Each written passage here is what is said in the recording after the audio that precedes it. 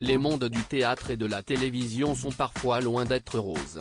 Invité dans l'émission chez Jordan ce vendredi 24 mars 2023, Jacques Maillot, humoriste, chansonnier et ancien membre des Grosses Têtes, de 1994 à 2014, a fait quelques confidences sur le métier. Sans filtre, il a notamment évoqué certaines confidences qui lui ont été faites par son grand ami Laurent Ruquier. Homme de théâtre lui aussi, il est en réalité producteur, l'animateur a parfois dû faire face à des coups bas de la part de comédiens ou d'organisateurs. En ce qui le concerne, Jacques Maillot n'a pas eu à souffrir de comportements malveillants.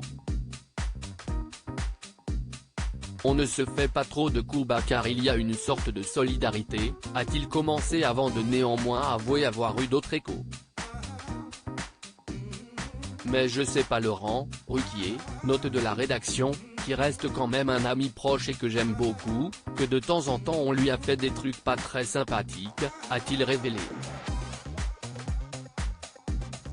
Immédiatement, Jordan Deluxe a cherché à en savoir plus en demandant des exemples. Bah si est-il à dire qu'on vous promet par exemple de monter votre pièce et puis au dernier moment on ne la monte pas. Et vous vous retrouvez avec des comédiens à qui vous avez dit Jordan tu vas jouer dans ma pièce etc.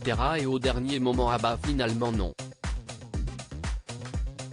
Alors il faut rechercher un autre théâtre, une autre scène, si est-il pas très sympathique quoi, a-t-il expliqué plus en détail.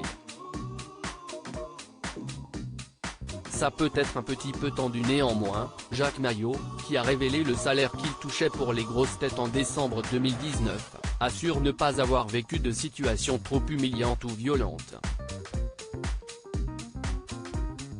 Si est-il pas des coups très méchants, mais ça peut être un petit peu tendu quand même, a-t-il concédé.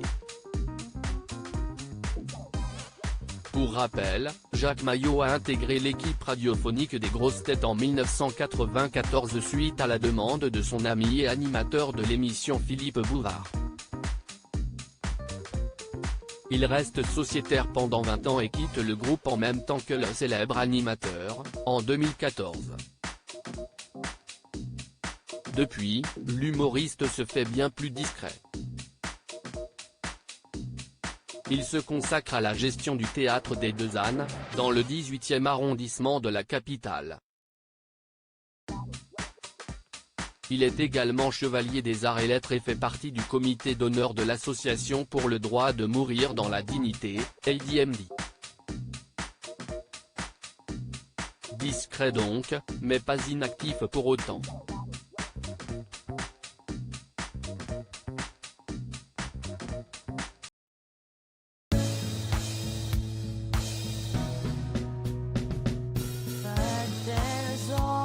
Times through the rough times I think